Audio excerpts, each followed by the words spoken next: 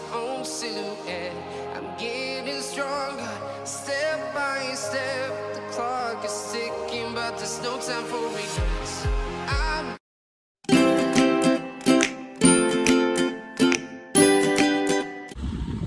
Hi guys, welcome back to another vlog. Versus Stress. Maria's here. And pupunta tayo sa windmill. Titignan natin kung ano. It's already 3:30 yata. May init-init pa. Ay yung mga kasama namin. Oh. Bilisan nyo! Pililya Windmill here in Tanay, Rizal. Pililya Rizal. Ayan, kasi hindi lang sa Lawag merong ano, windmill, kundi dito rin sa may Pililya Rizal. Ayun yung bahay. Mainit. Ito yung ano guys, oh, tingnan nyo yung dadaanan. Ito yung lutong pugon. Italian, authentic Italian yung kanilang mga pizza, mga pasta kasi yung may-ari ay nakapangasawa ng Italiano. Tapos yung pagluto nila ng pizza, traditional way. Makikita mo talaga yung ano, pinapatong, inilalagay sa loob ng pugon. Tapos manual fire. Manual fire. Traditional fire yung ginagamit para maluto yung pizza. Masarap siya pero medyo pricey kasi nga yung pagka-authentic niya pricey talaga siya. Pricey nga, hindi lang medyo pala pricey. Uy, sana all gawa-gawa issue. Tingnan mo, oh, may private owned property dito ng ganda. Sana all. Ang haba ng kanyang nababakurang pag-aari, oh. Tapos ito, oh, yung dadaanan mo, punong-puno ng trees. Nara to, no? Mahogany?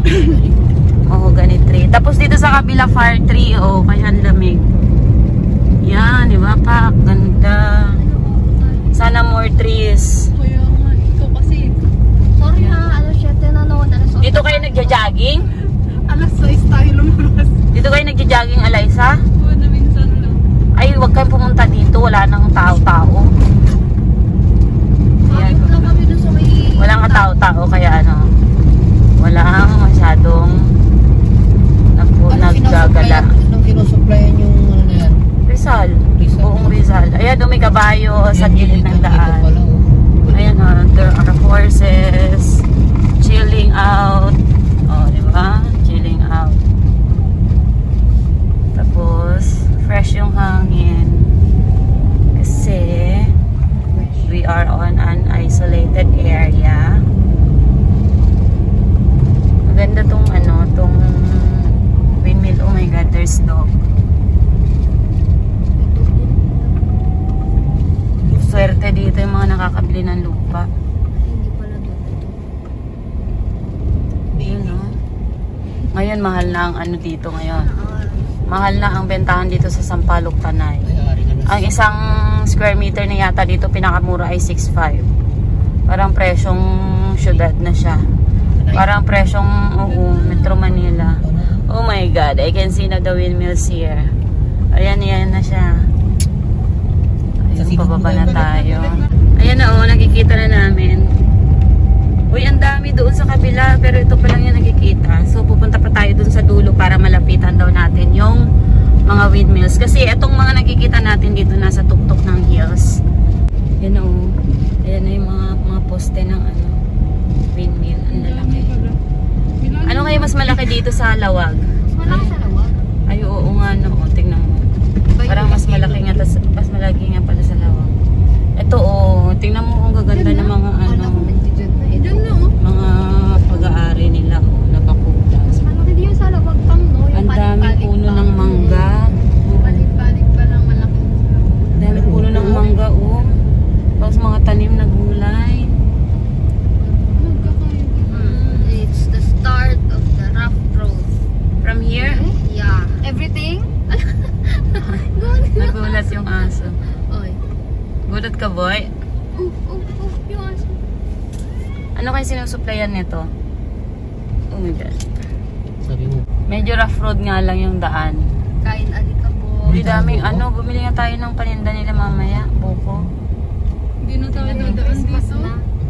Ay, hindi na ba? Anong ganda ng aso? Ayan, oh, may mga ano. Parang may bump siya, no? Parang camel. May bump. Uy, may mga kambing. Grabe, first time makakita, sis. Hindi naman, we have to show them. Kasi we cannot see kambing for so long already. But you ate it. No, it's not. It's that pig. It's that cow, right? Cow ba yun? Yung Kinain natin? Hindi pa alam. Hindi mo sure? Sabi That- ko papapaitan eh. No, that's soup number 5. Yun ang soup number 5. Hindi lang di ako kumain. Ayan yung arimas, di ba? Yung kinakain. No? Parang langka na maliliit. Yan na. Nakikita na natin. Ang laki na to sa personal, guys. Ayan, oh. Parang ang liit lang niya, pero ang laki. Ayan na siya. Oh my gosh. Ang laki. Ayan, Pero oh. pa isa pang Parang ito ay sinusuplayan na niya yung buong Pililla Rizal yata. I'm not sure. Kasi tinatry kong mag-search, pero pag nandito kayo sa area, walang signal, guys. Expect mo kasi nasa, ano ka na, isolated area ka na. Ang lalaki. Ayan, oh. Ilang kayo yung ano, kailangan nating ma-search kung ilan na yung ano. Mamaya pag nasa medyo may signal na, titignan ko kung ilan na yung poste nito. Kasi katulad nung nasa Lawag dati, parang 9 lang yung poste dati. Tapos nung pumunta na kami, grabe, buong ano na siya. Almost buong shoreline na ng Lawag dati ay meron ng ganyan. So, makakakita ka na doon ng mga ang dami nakalatag ng mga ano, yung storan ng mga energy. Yung power bank na malalaki. Solar panels. Power bank. Hindi lang air panels, Kasi, na wind panels, kundi solar panels. Doon ini-store kasi mas madami yung poste, mas madami yung kaya niyang i-store ng energy, mas madami yung masusuplayan niya. Kasi may lugar dati doon sa may Lawag na hindi na sila gumagamit ng energy. Ay hindi, gumagamit sila ng electricity sa tanghali, tapos sa gabi ginagamit na nila yung energy from the wind mill. So ito, private property pa rin to kasi parang nababakulan tayo. Ayun, no entry. Ayan. Pinara tayo guys kasi na entry. Bawal pumasok kasi private property na pala dito. So hanggang dito na lang tayo guys. Ayan oh, ang lalaki. So hindi na tayo makakapasok doon sa may area ng mga nagtitinda ng souvenirs. So hanggang dito na lang. Pipicture tayo dito. Sa gitna, banda. Diyan oh, sa may puno. Ayan. Pero dito naman kitang-kita na. Hindi nga katulad dun sa may Lawag kasi yung sa Lawag kasi along shoreline siya. Makakababa ka, malalapitan mo yung mga poste talaga. Pero dito nasa tuktok kasi siya ng bundok eh. Ayan oh. So ayan, titingnan natin mamaya kung ilang poste na yung meron at kung ano yung mga nasusuplayan niya. Hindi, naka sa Wikipedia syempre. Ayan, isa-search natin. So, we have to go back na kasi protocol daw na bawal magpapasok due to COVID. Hindi pa sila nagpapapasok kasi it's a private property. Kaya we have to go back na. Bye! Wala man lang fixed word. Di lang tayo nakababa. Dami mga kasama oh. May mga bata dito na nasa lansangan oh. Hindi dyan sila oh. Halika kayo! Dali! Ganyan lang para walang touch-touch. Yan. Ano pangalan mo kuya? Dali! 4 years old? Pangalan. Magkakapatid kayo? Hindi po. Pinsan ko po silang tatlo. Ako po. Magkapatid ako lang. Magkano yung nyug ate? Hindi ko yung marami. Ha? Tigpipiso. Oh, sige, bye-bye. Merry Christmas! Doon kayo sa gilid, be. Doon kayo sa gilid. Hindi na. Ayaw naman ni daddy. Alam, meron pa dito isa akin na. Magkano ba isa? Magkano isa? Baka bumibili? Ah, kuya. Dali. Pangalan mo? Teka lang. Yan, bye-bye. Bye! Oh my God. Halika kuya, oh. Nahiya ako mag-video. Bye-bye, Merry Christmas! Uy, ganda ng bike ka, may budget! Ayan na tayo kapatid ng bata. Sumusunod kanina yan sa Ayan, i-video mo nga doon yan. Ang ganda ng ano dito, oh, mountain range. This is part of Sierra Madre pa rin, I think. Sure? Ayan, ang ganda ng ano, oh. Teka nga, dito nga muna tayo, bumaba tayo.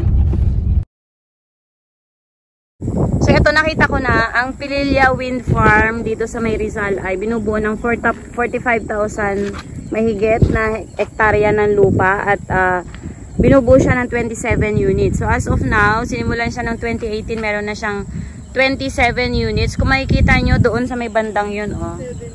Ayan. Dikit-dikit. And then, papunta dito, medyo may gap. Tapos 17? dito. 17 unit? Ayan, oh. Pero yung lugar nito ay private property siya. Property. So, hindi pa allowed pumasok. So, hanggang dito na lang tayo. Nabilang ko, 17. 17 pero doon pa banda. Hindi, ayun na, 1. Hindi, ako magbibilang ha. Hindi, yung kontrata ay binubuo ng 27 unit. So, ito yung paikot ng area. Ayan, nandito. Ayan yung mga malalaki na malapitang kanina. So, kung doon sa dulo kanina ay madadaanan natin yung ano, yung Laguna Lake. Kaya lang hindi na tayo pinapasok. So, hanggang dito na lang tayo. Pero tanaw naman na. Tanaw naman na kasi ang ganda ng lugar, oh. So, ayan, pauwi na yung mga nasawi. Hindi nakalapit dun sa wind farm. Ayan, sawi. So, ang wind farm pala ay ang phase 1 nito ay nasa Barangay Halayhayin dito sa Pililla, Rizal. At ang kabuang kontrata na nasabing wind farm ay $177.9 million. See how much it costs the whole project. Malaki siya, pero malaki naman ang tulong kasi that is perpetual na lifetime na yung kanyang serbisyo. As long as meron talagang nag-aalaga. So merong pribadong korporasyon na nag-aano dito. Nasa tuktok siya ng Mount Sembrano Corporation. Parang ganon yung nangangasiwa. Wala dito sa Barangay Halayhayin pa yata to. Pililla, Rizal. Mga sawing hindi nakalapit sa windmill. Versus Tres Marias saying bye and better luck next time. Nag-expect pa naman akong mabibideo ko yung yung haunted house diyan. Saan? Dun sa may bakasyonan para may dagdag na kasi sawi sa windmill 1.1. Sawi sa Tanay 1.2. Oy, 1.3.